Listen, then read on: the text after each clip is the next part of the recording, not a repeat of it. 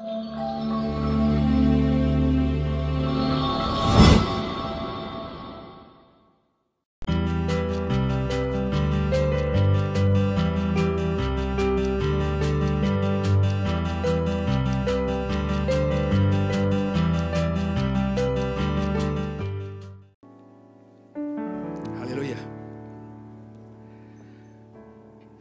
hari Minggu semuanya.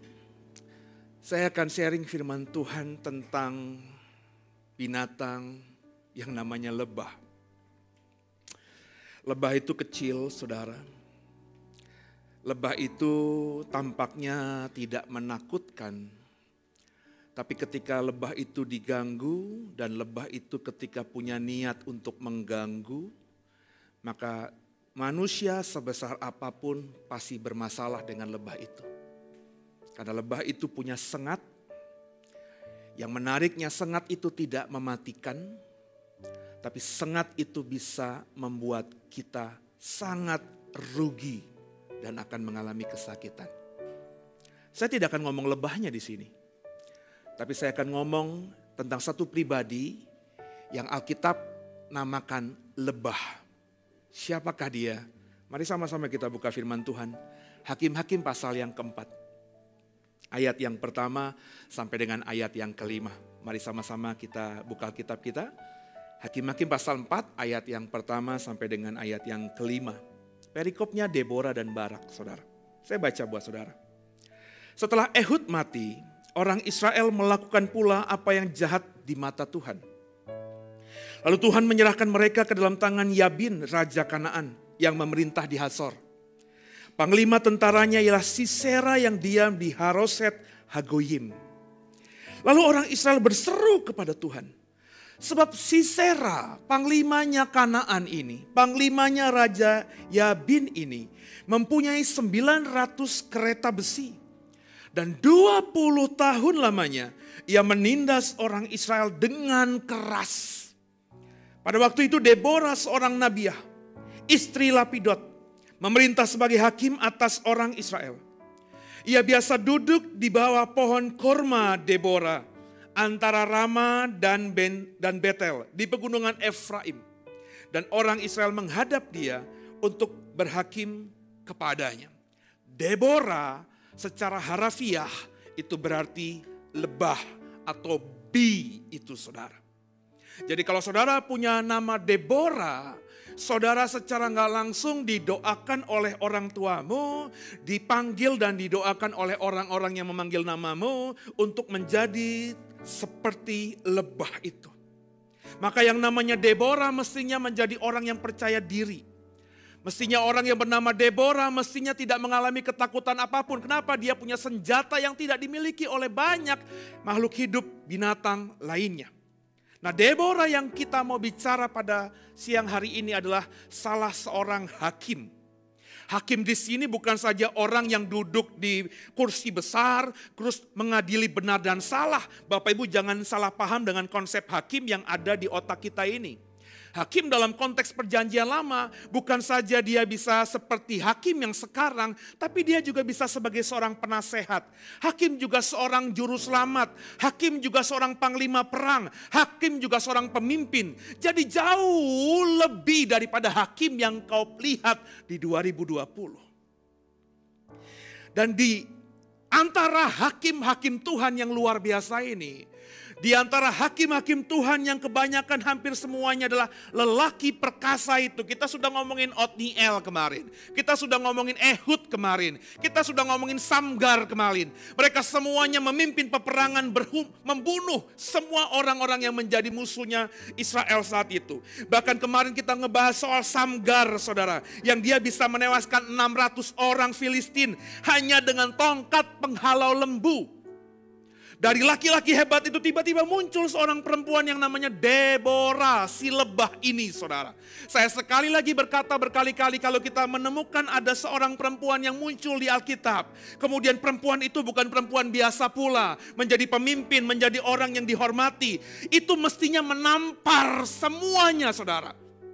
Karena dunia Alkitab itu dunia paternalistik, dunia laki-laki.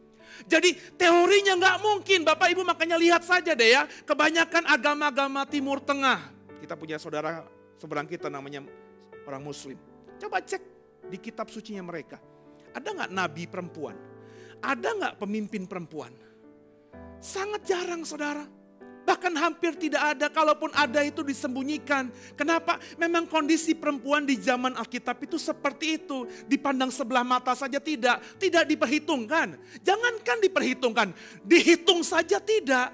Yesus memberi makan 5.000 orang laki-laki, tidak dihitung perempuannya. Padahal kita tahu kalau ada kerumunan orang banyak, perempuan pasti lebih banyak daripada laki-lakinya. Apalagi saat itu Yesus lagi khotbah.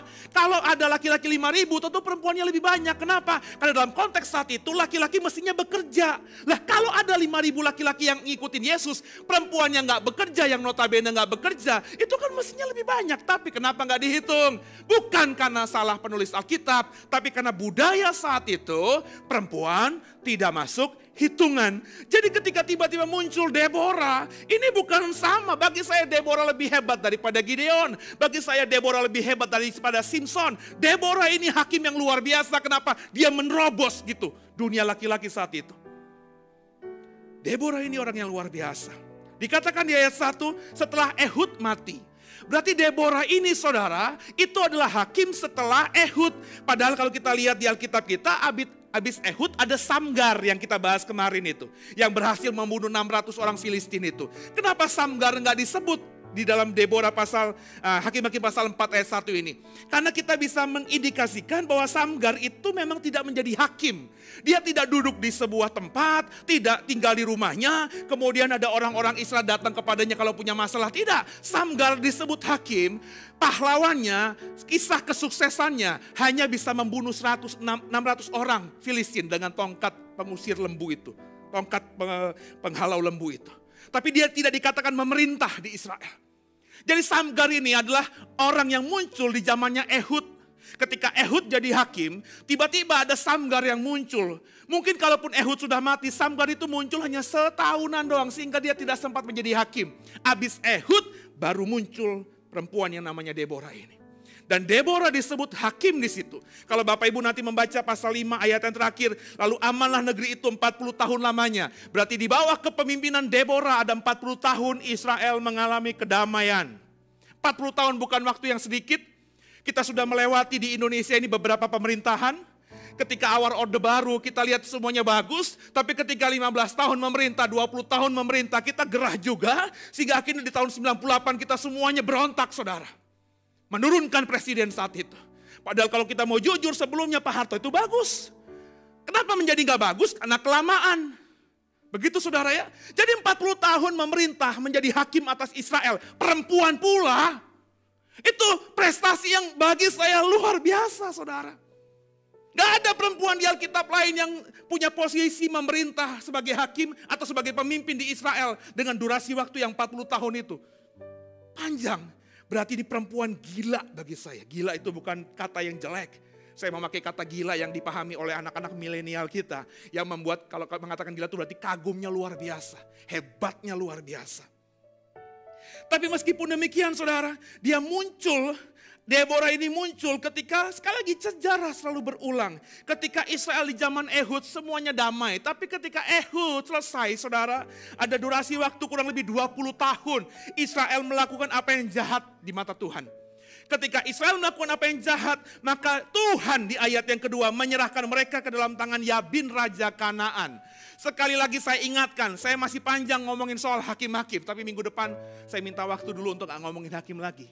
Ya, saya mau ngomongin hal yang lain dulu yang Tuhan taruhkan di hati saya. Ya, tapi nanti habis itu kita akan terus eksposisi hakim-hakim yang lain. Di zaman hakim-hakim ketika Israel melakukan apa yang jahat di mata Tuhan, maka Tuhan buat susah itu Israel. Konteks ini masih berlaku sampai sekarang saudara. Kenapa? Karena Tuhan itu ketika membuat susah umatnya bukan ingin mencelakakan umatnya. Tuhan membuat susah umatnya karena Tuhan itu rancangannya bukan kecelakaan tapi damai sejahtera. Kenapa umatnya dibikin susah? Supaya umatnya akhirnya putus asa dan kembali berseru kepada Tuhan. Ketika Israel berseru kepada Tuhan, Tuhan segera pulihkan. Jadi saudara kalau hari-hari ini kau merasa sudah jadi anaknya Tuhan, Terus kalau hari-hari ini kau sudah hidup benar, hidup takut akan Tuhan, do the best sama Tuhan. Terus Tuhan masih mengizinkan hal yang buruk terjadi pada kita. Itu mestinya kita mengintrospeksi diri kita. Something wrong ini, ada apa ini? Gak mungkin aku sudah ikutin firman Tuhan, hatiku sudah melekat sama Tuhan. Tapi kok hidupku seperti ini? Berarti ada yang salah yang mungkin masih terselubung di matamu. Dan kalau kau akui itu kepada Tuhan dan kau teriak Tuhan, saya percaya ya di atas ya, tidak di atas tidak. Tuhan pasti tolong kita. Seperti tipikalnya orang Israel. Ketika mereka mulai melakukan hal yang jahat, Tuhan hukum mereka. Sehingga mereka ada di bawah kendali dari kerajaan lain. Ditekan, dijajah.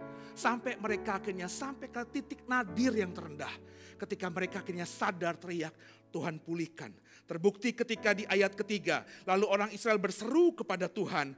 Sebab Sisera mempunyai 900 kereta besi. Kenapa disebut kereta besi, saudara? Karena saat itu kendaraan yang namanya kereta besi itu nggak lazim. Bapak Ibu, kereta besi yang disebutkan di ayat 3 itu sama dengan tank. Kendaraan tempur di darat yang paling canggih hari ini. Indonesia nggak punya, saudara, 900 tank. Nggak punya. Kalaupun punya, itu tank-tank udah tua semuanya. Bicara mengenai kereta besi berarti adalah kalau konteks 2020, itu tank yang paling canggih yang dimiliki oleh sebuah negara. Kalau punya seperti itu, maka saya percaya itu menjadi negara yang menakutkan. Amerika menakutkan, Cina menakutkan, Rusia menakutkan. Kenapa? Semua kavalerinya, peralatan tempurnya itu canggih, tercanggih, dan luar biasa jumlahnya banyak. Kasih Tuhan. Jadi dengan 900 kereta besi itu, Sisera dengan mudah mengalahkan kerajaan lain yang hanya punya kereta kayu biasa. Karena zaman itu kereta kuda, kereta itu hanya terbuat dari kayu.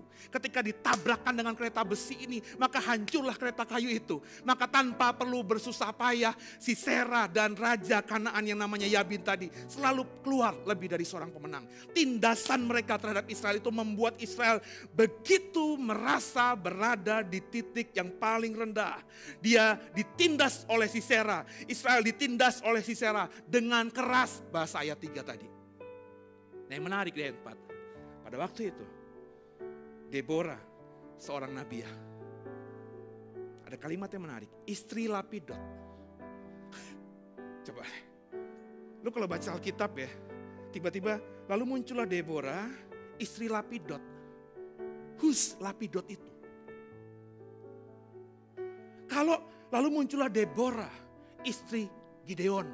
Wah, kita langsung terhubung nih. Oh iya, suaminya keren. Pasti notabene punya istri yang keren. Karena orang yang baik bergaul dengan orang yang baik, ada transfer. Tapi di sini disebutkan istri Lapidot. Lu cari, lu kulik di Alkitab kita. Lapidot itu siapa? Lu gak akan nemu, saudara. Siapa Lapidot ini? Gak mungkin penulis Hakim-Hakim itu menuliskan identitas si Deborah dengan nama istrinya Lapidot tanpa punya tujuan. Kalau orang membaca sambil lalu saja, pasti dipikirnya, oh ya biasalah, kayak Seno suaminya Silvi, kayak Silvi istrinya Seno.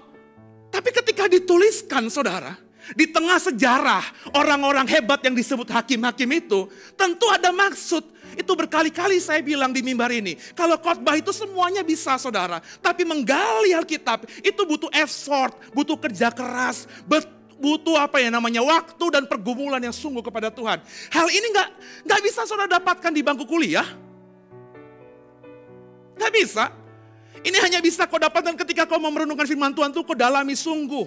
Ini berkali-kali saya bilang sama istri saya, lu udah gue kasih kesempatan, Tuhan udah kasih kesempatan lewat gue, lu bisa khotbah tiap hari Minggu sekarang ini. Kalau siapin khotbah itu gumuli. Kalau setiap bulan sudah dijadwalin, berarti khotbah buat bulan depan itu udah digumuli sebulan sebelumnya.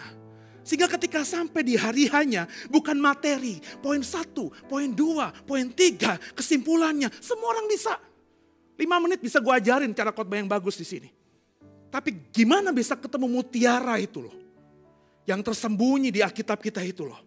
Itu yang butuh yang namanya kerja keras dan hubungan yang harmonis dengan Tuhan. Semuanya bisa.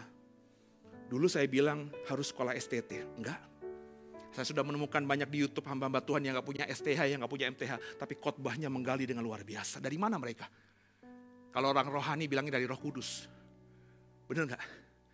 Tapi apakah Roh Kudus itu tiba-tiba gitu membuat orang ini yang bodoh, yang gak ngerti apa-apa bisa terang? Enggak juga. Pasti orang itu ada usaha, ada bagiannya Tuhan, ada bagiannya orang ini. Ketika seseorang mau menggali Alkitab dengan sungguh-sungguh, dengan pertolongan Tuhan, maka keren. Siapapun orang ini asal sungguh-sungguh. Ini berlaku dalam dunia kerja, ini berlaku dalam marketplace, ini berlaku bagi di luar sana. Setiap kita mau bekerja seperti bekerja untuk Tuhan dengan sepenuh hati, motivasinya sungguh, maka Tuhan pasti tolong. Maka Bapak Ibu, kalau kita bekerja keras sekarang ini masih belum berhasil, coba lagi, sungguh-sungguh lagi. Mungkin kemarin kau gak berhasil, kenapa? Karena kau kerja keras mengandalkan kuat gagamu sendiri.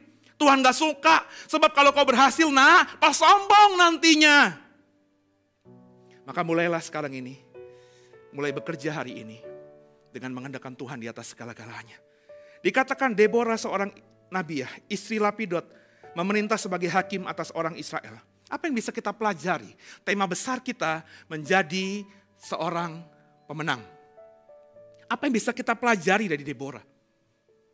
Yang pertama saudara, Deborah adalah orang yang bagi saya bisa memposisikan diri. Itu penting dalam kehidupan kita bersosialisasi, bermasyarakat dimanapun tempatnya. Penting untuk bisa memposisikan diri. Itu yang diajar Paulus. Kalau aku ketemu orang-orang yang tidak bersunat, aku ya seperti mereka. Tapi kalau aku ketemu saudara-saudaraku sesama orang Yahudi yang bersunat, aku ya seperti mereka. Itu bukannya orang yang pelin-pelan saudara. Itu orang yang pinter, yang cerdik, yang bisa memposisikan diri. Kalau saya ketemu teman-teman yang orang-orang Kristen, tentu saya ngomongin tentang Alkitab. Tapi kalau saya ketemu sama orang-orang yang tidak kenal Kristen, saya ngomongin Alkitab, mereka nggak ngerti. Maka saya harus pakai bahasa mereka, paling tidak bahasa universal. Apa itu? Soal kasihkah, mengampunikah, tanpa saya sebutkan ayatnya di sini Pak Haji, ayatnya di sini Pak Biksu. Nggak gitu saudara.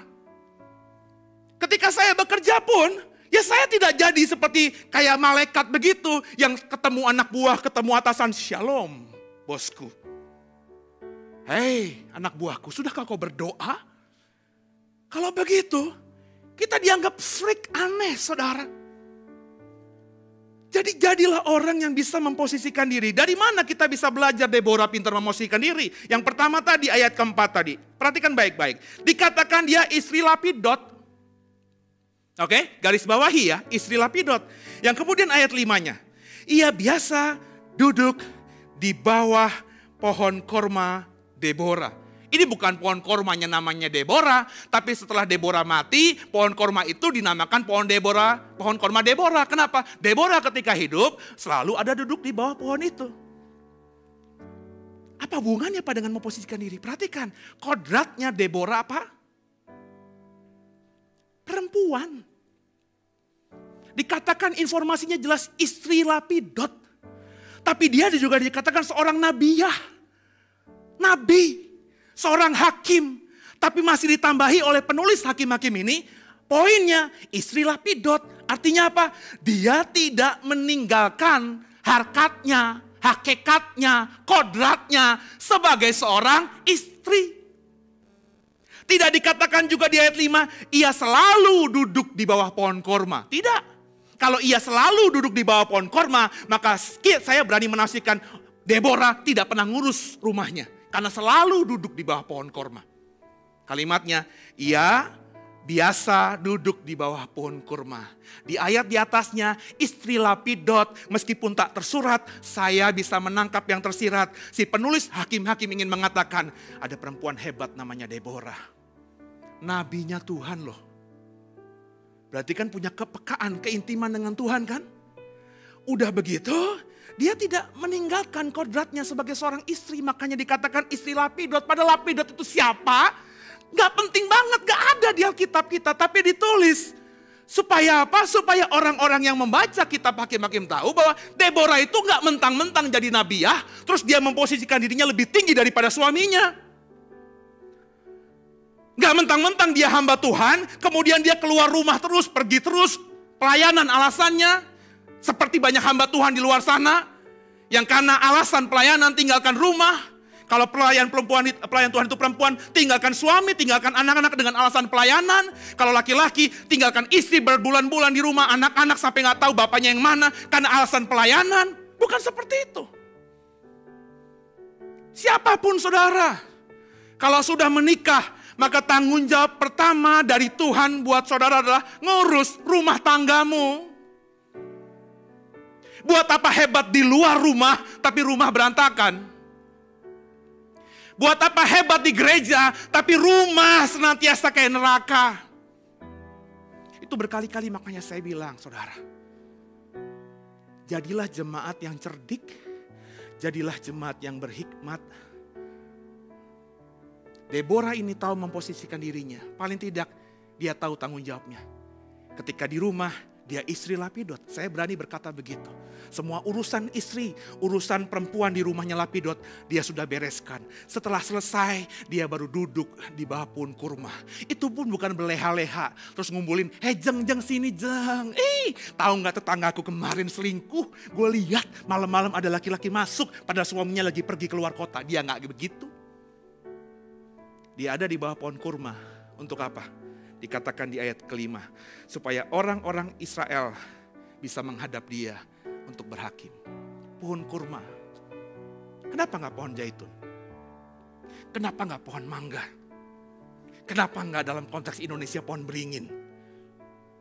Bapak Ibu, pohon zaitun itu gak sembarang bisa, meskipun kuat di padang gurun, gak sembarang bisa tumbuh di padang gurun. Makanya kalau kita ke Israel, hanya spot-spot tertentu saja. Ya, dalam konteks Alkitab disebut Bukit Zaitun. Karena memang di bukit itu paling banyak tumbuh pohon zaitun. Di luar Bukit Zaitun, gak banyak spot, gak banyak daerah yang bisa tumbuh pohon zaitun. Tapi kalau Bapak Ibu ke padang gurun, kalau Bapak Ibu pernah misalnya dari Kairo menuju ke Saint Catherine, ke wilayah kaki Gunung Sinai, perjalanan bisa 8 jam, mungkin sekarang bisa 6 jam, 7 jam ya, naik bis begitu. Itu kiri kanan semuanya padang gurun, tapi Bapak Ibu bisa melihat suatu titik, beberapa titik sepanjang perjalanan itu ada pohon kurma. Maksud saya, ini si yang namanya Deborah ini bisa memposisikan diri, bukan saja terhadap suami dan tanggung jawabnya sebagai istri dan mama di rumahnya. Bukan saja bisa memposisikan diri ketika berhadapan dengan orang-orang Israel yang ingin berhakim dengan dia. Tapi dia mengerti kenapa dia harus ada di pohon kurma itu. Karena kurma itu saudara, ya baca baik-baik dalam buku-buku dan dalam literatur. Kalau ada pohon kurma itu gak pernah tumbuh sendirian. Kalau ada pohon kurma, maka ada beberapa pohon kurma di sekitarnya. Kalau ada beberapa pohon kurma di sekitarnya, itu pasti ada yang namanya mata air. Dalam konteks Alkitab kita, kalau ada pohon kurma itu makanan, ada air itu kehidupan, maka semua orang di kota itu yang terdekat, kalau mau keluar, maka pasti ke sana. Maka Deborah kenapa duduk di bawah pohon kurma? Karena itu menjadi pusat attention. Nangkep saudara? Jadi orang kalau keluar rumah, itu pasti mencari kehidupan yang hijau. Nggak seperti di Indonesia atau di Serpong ini, Bapak Ibu keluar rumah, di rumah saya di Alam Sutra, keluar rumah ada pohon gede-gede. Nggak gitu, ini padang gurun. Jadi kalau keluar rumah tuh pengen yang seger-seger, pengen cari makanan, mungkin duduk di mata air sambil main-main kaki, diciprat-ciprati, cuci muka, mandi, ngambil air. Itu pusat orang cari atau ketemu. Dan Deborah pinter memposisikan dirinya. Dia duduk di bawah pohon kurma itu. Sehingga apa? Jadi pusat perhatian. Coba saudara, kalau kita satu klaster, saudara andai kata satu klaster dengan saya di perumahan Alam Sutra. Dekat rumah saya di Gardenia itu ada pohon beringin besar ya. Saudara tetangga saya semuanya. Kalau saudara sering melihat saya duduk di bawah pohon beringin, kira-kira gimana? Ya, kan guanya gak serem. Ya. Pasti bertanya kalau lo tetangga gua kan ya. Pak Seno, bro, lu ngapain di sini? Gitu kan ya. Oh enggak, gue cuman ini doang ya pengen santai aja. Terus karena Nabi ya, terus saya bilang misal Pak Riko datang, Pak Seno ngapain lo di sini? Kok kalau setiap gue pulang rumah lo ada di bawah pohon beringin? Ya, terus saya tinggal bilang, ya gue pengen aja. Bro, sorry ya, tadi lo buat apa di kantor? No, Nabi kan tahu Pak. Ya kan? Pak Riko langsung deg-degan. Wih, kenapa bro? Kok tadi niat pas lo jalan tuh niat kayaknya lo berbuat sesuatu yang melukai hati Tuhan. Wah, Pak Riko langsung ngomong bertobat, nangis-nangis di pohon beringin. Istrinya ngeliat juga, ada apa suami gua? Terus, lo perempuan, gua ngomong sama si Imelda gitu ya. Lo buat apa laki lo gini? Oh, nangis juga. Wah, sekeluarga akhirnya dipertobatkan. Ngomong sama tetangga yang lain. Akhirnya apa? Semua nyari saya. Coba saya kalau duduk di bawah pohon toge. Yang ada gila nih orang. Pohon toge kecil ngapain di situ? Nah, ayo sama-sama kita memahami. Yang pertama yang kita bisa pelajari, Deborah kenapa luar biasa? Karena penting memposisikan diri, bisa memposisikan diri. Bapak Ibu kalau mau jadi berkat dan jadi dapat berkat dari dunia luar, maka bisa memposisikan diri. Dalam dunia pelayanan juga begitu. Ya, dalam dunia pelayanan juga begitu, ya.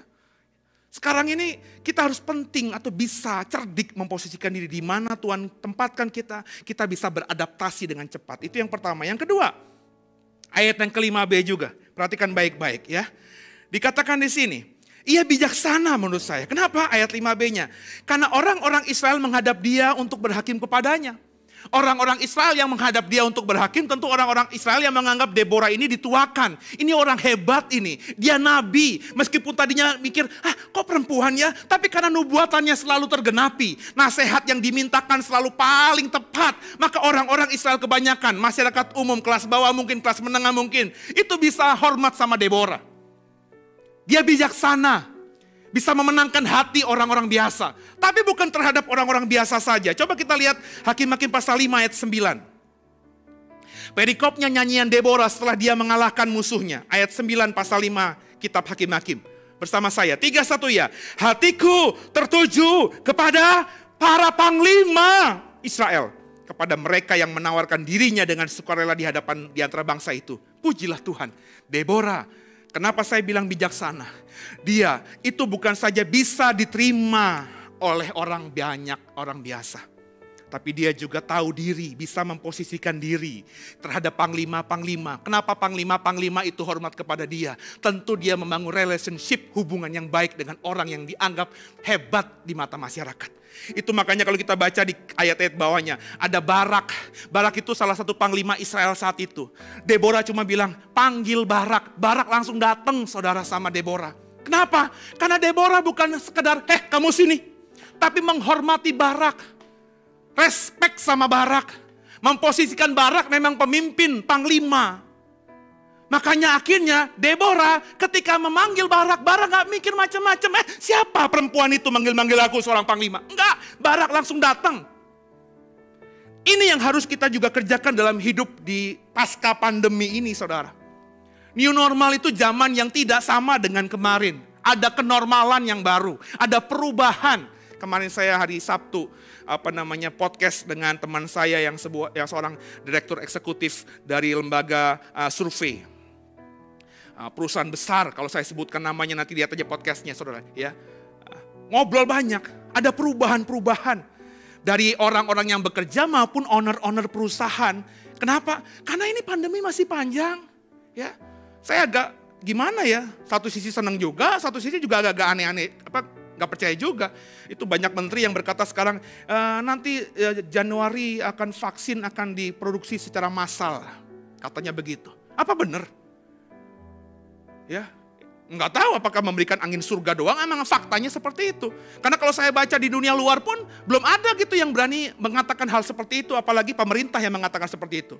Sehingga akhirnya kalau kita baca koran-koran, semua perusahaan besar, ya, kayak YouTube, kayak Facebook, kayak Google, itu bahkan memperpanjang work from home-nya sampai bulan Juli 2021, saudara. Berarti setahun lebih mereka menyuruh karyawannya untuk kerja di rumah.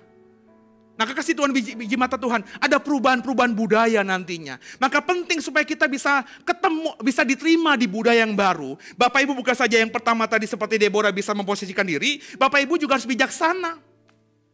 Hari ini kita pemimpin, tapi nobody knows nanti di depan. Sekarang kita anak buah, tapi nggak tahu kalau kita bisa memposisikan diri, kita dapat posisi yang lebih tinggi nantinya. Yang penting, dimanapun Tuhan tempatkan kita bisa bijaksana.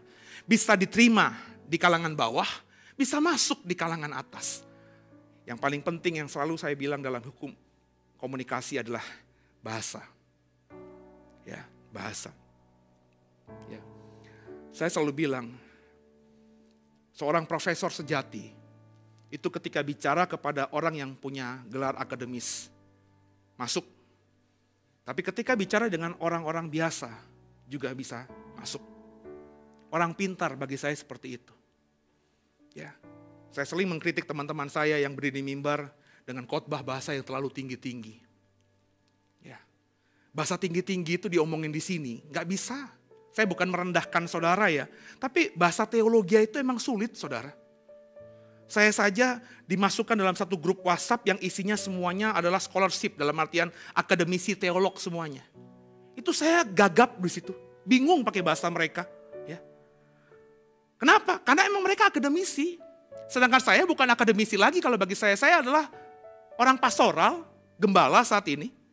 Sehingga bagi saya ketika saya udah pakai bahasa yang sederhana, saya berusaha dalam setiap khotbah saya itu mengkhotbahkan sesuatu dengan bahasa yang paling sederhana. Supaya apa? Supaya orang apapun yang masuk, maupun dia profesor, doktor, master, sarjana, bahkan orang yang tidak berpendidikan juga mengerti. Nah, kekasih Tuhan, biji mata Tuhan, maka coba latih sekarang ini komunikasimu. Ya. Komunikasi itu penting, saudara. Ya. Ada intonasi, penekanan. Terus juga logat kita, itu perbaiki. Beneran, saudara. Saya nggak bohong. Saya udah melihat banyak orang. Saya punya teman yang logatnya terlalu deso tenan. Itu masuk ke dunia kerja di Jakarta, meskipun dia berhasil, tetap diremehkan saudara. Kenapa? Logaten deso. Saya punya teman juga, ya, dari kampung, dari Tapanuli sana, ya, sekolah teologi sama saya. Dia ngomong ketika satu bangku, satu kelas sama saya, gue bingung dia ngomong apa. Ketika sama-sama sudah lulus, jadi STH, jadi hamba Tuhan, punya kesempatan untuk khotbah, saya udah bilang sama teman saya ini, logat lo bro. Kalau logat lo gak dirubah, lo mendingan kembali ke Tapanuli sana. Kalau di sana semua orang ngerti. Tapi kalau lo di sini, yang dengar khotbah lo orang Cina, orang Jawa, orang Betawi, susah masuknya. Ini bukan masalah rasis ya, bukan. Tapi belajar menjadi bijaksana. Apakah logat bisa dirubah? Meskipun tidak bisa 100%, tapi pasti bisa. Kalau mau. Siapa di sini yang logatnya masih kental? Ada ya, Bu Jojor mungkin ya. Nah, belajar Bu, dengerin anak-anak milenial gitu. Yang yo men, yo gitu. Jadi kalau ibu nanti dikaca, yo. Emang harus begitu. Harus begitu. Ya. Jadi belajarlah bijaksana. Ya, supaya kita bisa punya pergaulan yang lebih luas dan diterima dalam masyarakat luas. Yang ketiga, belajar dari Deborah tentunya mengandalkan Tuhan. Aduh Bapak Ibu, coba perhatikan deh ya. Pasal 4 tadi ayat yang ke-6. Perhatikan baik-baik, ayat 6 begini. Ia menyuruh memanggil Barak bin Abinoam dari Kades di daerah Naftali, lalu berkata kepadanya, bukankah Tuhan? Selalu dia memakai nama Tuhan. Berarti ketika dia memanggil Barak, dia tahu ini Tuhan yang perintahkan dia untuk memanggil Barak. Makanya kalimatnya, bukankah Tuhan? Kemudian kalau kita bisa buka pasal 5 ayat 3 sampai 5, saya baca cepat. Pasal 5 ayat 3 sampai 5. Ketika dia bernyanyi, ketika dia habis menang. Dengarkanlah ya raja-raja, pasangkanlah telingamu ya pemuka-pemuka. Kalau aku mau bernyanyi bagi Tuhan, bermazmur bagi Tuhan Allah kita. Tuhan, ketika engkau bergerak dari Seir, ketika engkau melangkah maju dari daerah Edom, berguncanglah bumi, tirislah juga langit dan juga awan tiris airnya. Gunung-gunung yakni Sinai bergoyang di hadapan Tuhan Allah Israel.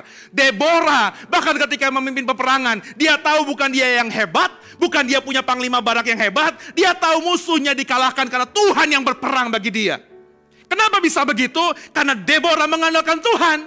Kenapa bisa mengandalkan Tuhan? Karena Deborah kenal Tuhan. Kenapa Deborah bisa kenal Tuhan? Karena dia punya hubungan intim yang baik dengan Tuhan. Maka saudara, kondisi kita berat, emas jatuh harganya saudara. Benar gak? Negeri tetangga kita yang namanya Filipina sudah masuk krisis ekonomi, baca di koran.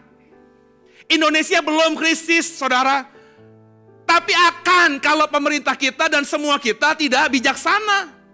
Semuanya mengalami hal ini. Secupak gandum sedinar, 3 cupak jelai sedinar. Bisa jadi akan terjadi di zaman ini, saudara.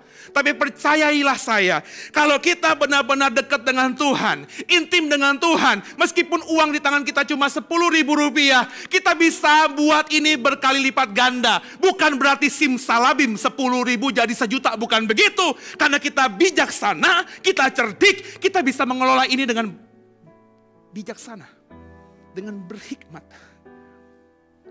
Lo punya duit puluhan juta, 100 juta, 1 miliar sekalipun. Tapi kalau lo gak dekat dengan Tuhan, habis. Dapat informasi, harga mobil bekas turun, lo beli. Dapat informasi, harga properti sekarang ini turun karena gak ada orang yang beli, lo beli. Ternyata masih 15 tahun nanti resesi ekonominya sampai terjadi. Lo beli murah sekarang kalau beli properti, 15 tahun gak bisa dijual lagi, itu mati uangnya di situ. Yang punya duit makanya dengerin. Hati-hati. Bijaksana. Supaya gak salah langkah mengandalkan Tuhan.